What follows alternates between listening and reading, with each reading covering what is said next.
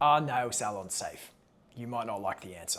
In Australia, most nail salons aren't regularly inspected. Sure, there's national bodies, regulatory agencies, but they're only going to come inspect if there is a problem and someone reports it. This means that some salons can get away with some pretty dodgy practices. Now, disclaimer, this is not every salon. Some salons will be great and you can ask.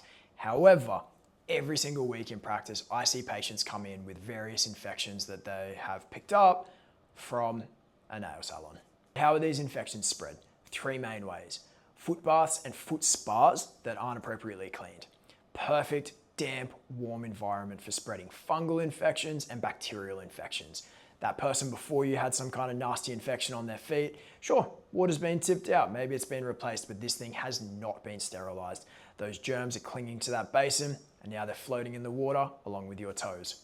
Number two, unsterilized instruments. Maybe they get wiped down, maybe they even get a quick wash, but are they being appropriately sterilized? Now, sterilized, running through an autoclave. If it is not being autoclaved, these instruments are not sterile, and the risk of transmitting infection is surprisingly high. Someone before you had an infection in their nail, and now those same clippers or those same files are being used on your nail. We're creating trauma, spreading those spores. Next thing you know, when that polish comes off, that nail is a funky color. Number three, and my least favorite way to spread the infection, through the nail polishes.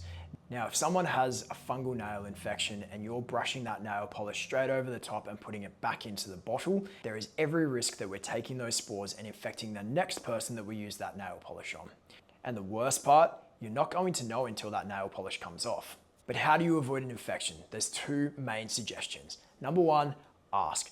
Ask if it's been cleaned down. Ask if the instruments have been sterilized. Ask if that basin has been washed down. If it hasn't, find a new salon.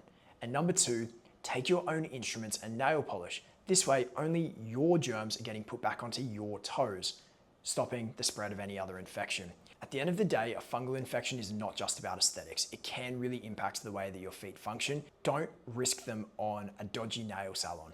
Find somewhere that is clean, that you can trust, or call your local podiatrist and ask for a medi-pedi.